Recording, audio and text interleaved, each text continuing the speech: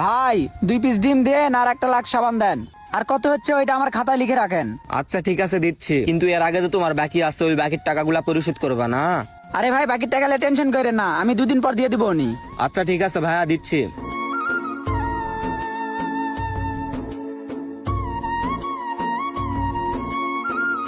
এই যে নাও ভাইয়া। আচ্ছা ভাই ঠিক আছে, বাকির টাকা নিয়ে টেনশন করেন না, আমি দিয়ে যাব।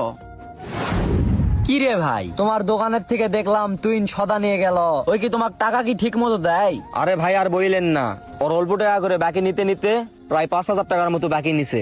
এখন পর্যন্ত আমাকে টাকাই দিচ্ছে না, শুধু বলে 2 দিন পর দিব 2 দিন পর দিব, শুধু ঘুরাচ্ছে ভাই। আরে ভাই ওই যে চিটার, ওই কি সহজে আপনাকে বাকির টাকা দিবে?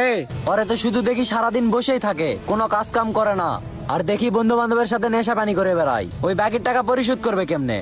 এ ভাই আপনি ওরা চিনেন না? ওরে বাকি দিছেন কি কারণে? না ভাই, ওরা আমি তেমন ভাবে চিনি না, কিন্তু আগে আমার দোকান থেকে বাকি খাতো, কিন্তু টাকা দিত।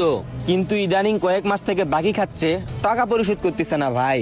আরে ভাই তখন তো ওর বাবা বেঁচে ছিল, ওর বাবার শাসনের কারণে ওই কাজ কাম করতো আর তোমার বাকির টাকা পরিশোধ করতে পারতো।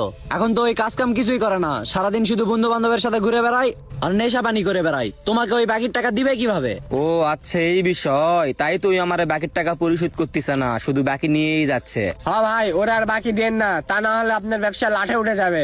না ভাই, যে কথা শুনলাম ওরা আমি আর বাকি দিব না। এবার ওই যদি আমার দোকানে বাকি নিতে আসে আর যদি এমনিতেও আসে, ওরা আমি বাধাই রাখবো আর বলবো তুই টাকা কই পাবি, আমাকে টাকা দিয়ে তারপর এখান থেকে যাবি। হ ভাই ওরে আর বাকি দিবা না, কোন দিন জানে তোমার কাছ থেকে নেশা খাওয়ার জন্য টাকা নিতে আসে।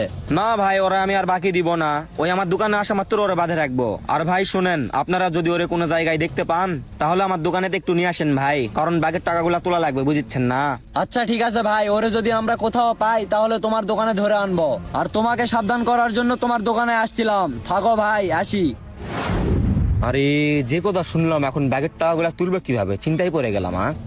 ওই যে তুই ওরে ধরে নিয়ে রিভাজের দোকানে যাই, চল। কি রে, তুই অন্যের দোকানে বাকি খায় বাকির টাকা পরিশোধ না করে এখানে চশমা লাগে অন্যের দোকানে সিঙ্গারা খাচ্ছিস?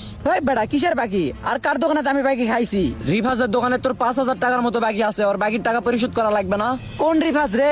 আমি তো রিভাজে কি চিনি না। এর সাথে এই যায় বেশি কথা না বলে ঘাটটা ধরে দোকানে নিয়ে যাই, তাহলে বুঝতে পারবে। হ্যাঁ মামা তুই ঠিক বলছিস, চল ওরে নিয়ে যাই। ওই মেয়ে আগে ঘর ছাড়েন, কই যাওয়া লাগবে যাচ্ছি, আমি কাউকে দেখে ভয় পাই নাকি? আচ্ছা ঠিক আছে চল।